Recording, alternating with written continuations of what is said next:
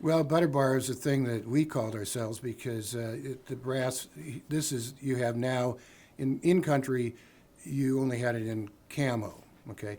But when you did walk off, you had on these, dressés, and it's a brass bar. So the first thing that'll happen is, because you're a young lieutenant and don't know whatever, it's going to melt because you are a butter bar. You don't know what to do. So that's how the term butter bar came up.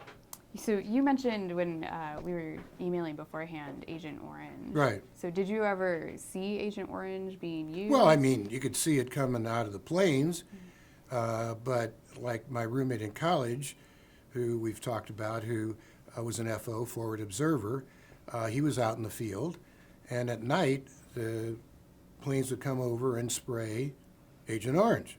Well, they'd sleep in their ponchos because there's a famous line, I think it's a Marine general said, "It's only here to kill the plants." Right. Well, and then, you're out in the field, you got to get water. Not a lot of times the troops couldn't get water, and so once again they drink the water, and it's loaded with Agent Orange. And then you have people that would be in the landing zone that had been cleared by Agent Orange, and so when the choppers came in and stirred up all the dust, they're breathing in all of that dust. So Agent Orange was all around. The time I was most scared about being in Vietnam, incoming, all that other stuff, because I wasn't 11 Bravo dealing with it on a daily basis. But again, at night, you're going around this perimeter, and this MP and I went into this pillbox, and normally you'd kind of make a little racket to kind of, in case they were dozing off or something like that. But we go into this pillbox, and these guys are all stoned out of their brains. I mean, out of their brains. Can't shake them, can't wake them, can't even, they're just. So we have to capture their weapons, we have to arrest them, and when you lose your weapon in Nam, that's really serious business, okay? And so I'm getting what they called short. I had like about 30 days left. So I was really afraid of being fragged. That means an errant grenade just happens to go off.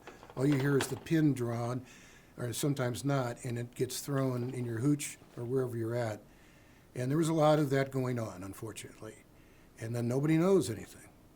So fortunately I didn't, but it's really a shame that you have to be more afraid of being killed by your own troops than by the VC. Well, my roommate got on the plane in San Francisco in his civvies, and he said, "Hey, you got a great tan, young man. You've been on the beach?" He said, "No, I just finished my tour in Vietnam." Guy pulls the call button and says, "Stewardess, I'd like to have another seat." That's his welcome home. There's another guy, a documented ranger. He's sitting in the San Francisco airport. Seats not available. He sits down when a group family gets up. He's sitting there all in his uniform, and no one would sit on either side of him.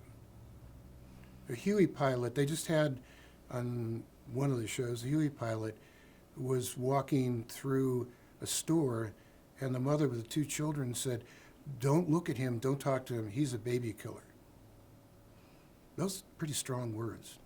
So that's why you have the support group of your family, like my wife, and they're very supportive. And a lot of guys didn't have that, and that's when things start, you get messed up, you get mad, and why wouldn't you?